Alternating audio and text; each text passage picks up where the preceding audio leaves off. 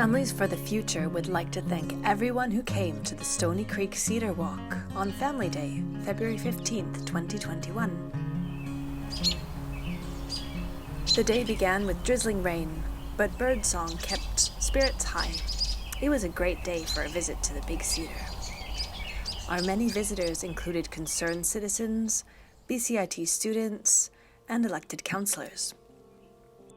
The Trans Mountain Pipeline expansion is scheduled to cut through this area. The orange flags above the road mark the path of the pipeline. The orange tags on the trees mean that they will be cut down, including this beautiful 200-year-old western red cedar, along with thousands of other trees. Not only are the trees we love under threat, but also the salmon that return every autumn to spawn in these waters. The construction of the pipeline itself will alter this delicate ecosystem, and pollution will certainly lead to its collapse.